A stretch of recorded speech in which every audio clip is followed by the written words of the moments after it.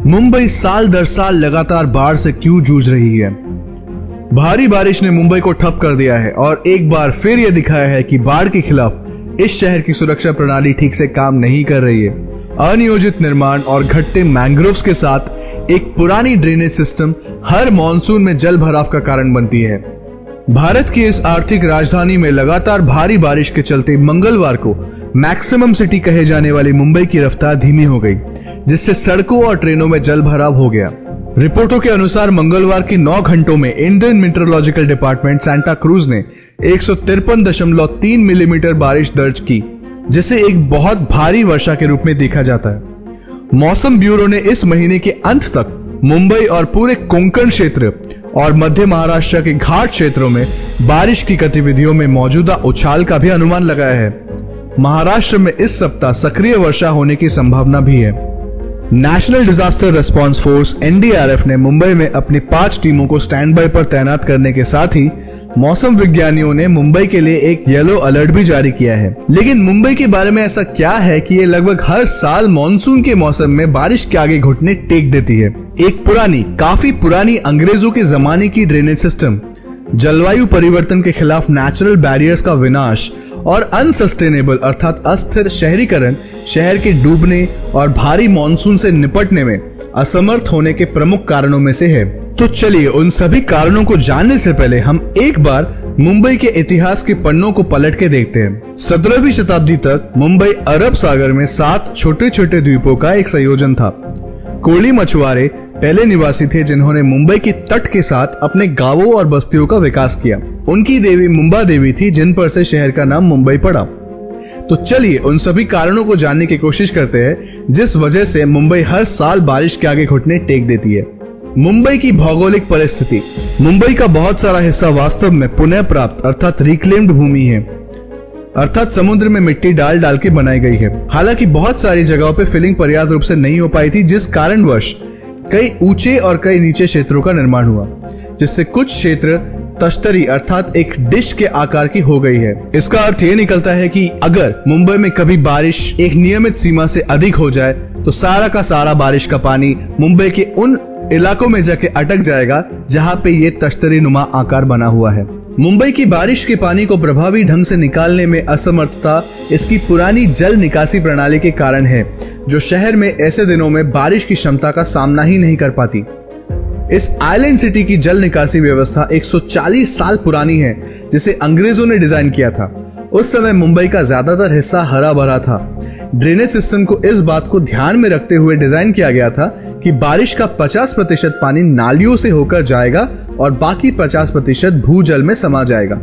हालांकि आज दक्षिण मुंबई के कुछ हिस्से तो खुले हुए हैं, लेकिन भूमिगत जल निकासी व्यवस्था जस की तस बनी हुई है, अर्थात जो सिस्टम 140 साल पहले यूज होती थी वह अभी भी यूज होती है।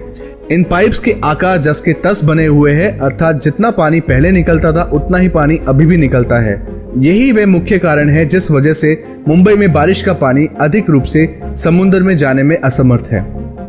मुंबई के उपनगरों में अर्थात सबर्ब्स में जहां लाखों लोग रहते हैं, वहां सड़क के किनारे नालियों और नालों की प्रणाली है।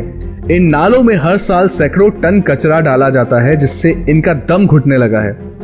इसके अलावा नालों के नेटवर्क अक्सर लंबे होते हैं और समुद्र में जाने से पहले भीड़ भाड़ वाले इलाकों से होकर गुजरते हैं।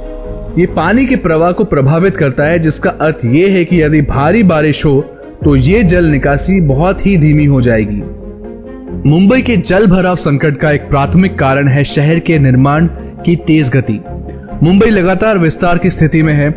ये बाढ़ को 2 तरह से प्रभावित करता है। पहला, जैसे जैसे अधिक से अधिक प्राकृतिक स्थान एक निर्मित क्षेत्र में परिवर्तित होता जाता है, भूमि की पानी को अब्सॉर्ब करने की और उसे एक स्थान में एकत्रित होने से रोकने की प्राकृतिक क्षमता भी नष्ट हो जाती है।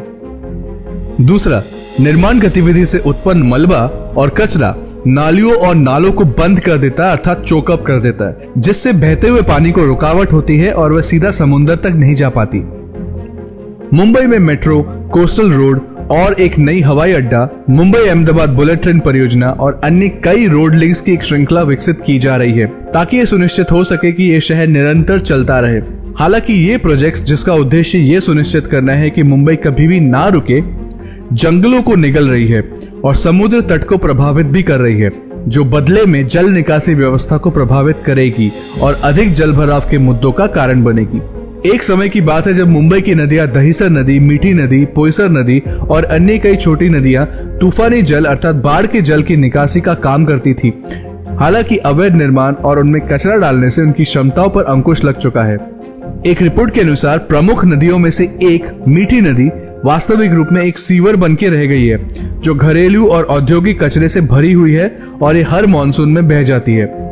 इतना ही नहीं, इन नदियों के किनारे की वेटलैंड्स अब व्यावहारिक रूप से अस्तित्वहीन है, जिसका अर्थ ये है कि जल रेखा और आसपास के इलाकों के बीच कोई भी बफर जोन नहीं है। जब नदियां ओवरफ्लो हो जाती है तो वे इन इलाकों में अपने आप बाढ़ का कारण बन जाती है। मुंबई के मैंग्रोव्स। पर्यावरणविदों ने मैंग्रोव के नुकसान को मुंबई के बाढ़ के मुद्दों में योगदान करने वाले कारकों में से एक के रूप में अंकित किया है। एक रिपोर्ट के अनुसार ये बताया गया है कि मैंग्रोव्स अतिरिक्त पानी को एब्जॉर्ब करते हैं, लेकिन बुनियादी ढांचे अर्थात इंफ्रास्ट्रक्चर के निर्माण के नाम पे इन्हें मुंबई में नष्ट किया जा रहा है।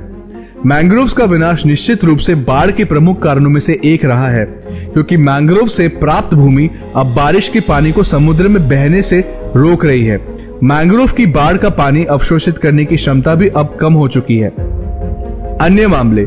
उपरोक्त सभी मामलों के अलावा ऐसे मुद्दे भी हैं जो जल भराव की समस्या में योगदान देते हैं। मुंबई में 2100 हेक्टेयर सॉल्ट पैन्स है, जो ज्वार और भारी वर्षा के लिए बफर के रूप में कार्य करते हैं। हालांकि इन्हें वेटलैंड्स के रूप में नहीं घोषित किया गया है, जिस कारणवश किफायती आवास अर्थात इकोनॉमिकल हाउसिंग के निर्माण के लिए इन सॉल्ट पैन्स को 15% तक खोल दिया गया है। ये सॉल्ट पैन्स शहर के सबसे निचले इलाके हैं। यदि आप उन्हें कंक्रीट में परिवर्तित करना शुरू कर देंगे तो बाढ़ की संभावनाएं और बढ़ जाएगी। कुछ मुख्य कारणों में से एक और कारण है घटते वृक्ष। घटते वृक्षों का आवरण जो बाढ़ को भी प्रभावित करता है, मुंबई के मॉनसून की दुर्दशा का एक और कारण है। बृहन मुंबई म्युनिसिपल कॉर्पोरेशन अर्थात बीएमसी के अनुसार मुंबई में लगभग 150 ऐसे स्पॉट्स हैं जो समुद्र के स्तर से नीचे है, जबकि शहर में जल निकासी व्यवस्था गुरुत्वाकर्षण आधारित है। अर्थात यदि कोई क्षेत्र समुद्र स्तर के ऊपर है तो पानी आराम से नीचे उतर सकता है, परंतु यदि वही क्षेत्र समुद्र स्तर के नीचे है तो पानी जाए तो जाए कहां। हालांकि मुंबई की बाढ़ की आशंका नई नहीं है, लेकिन यह है कि अब ये बढ़ रहा है, इसलिए कोई भी सिस्टम इससे निपटने के लिए पूर्णतः सक्षम नहीं होगा। मुंबई में 186 आउटफॉल्स है। आउटफॉल्स अर्थात जो बारिश के पानी को समुद्र तक ले जाते हैं। इन 186 आउटफॉल्स में से कुल 6 ही आउटफॉल्स है जो हाई टाइड लेवल के ऊपर है, जिससे हमारे लिए चीजें और मुश्किल हो जाती है। इन्हीं में से 45 समुद्र तल के नीचे है, जबकि 135 समुद्र तल के ऊपर तो है, लेकिन उच्च ज्वार के स्तर से फिर भी नीचे है, जिससे बारिश का पानी बहुत भारी बारिश के बाद स्थिर हो जाता है। इसलिए अगर ऐसी स्थिति है और भारी बारिश होती है तो पानी का रुकना तय है।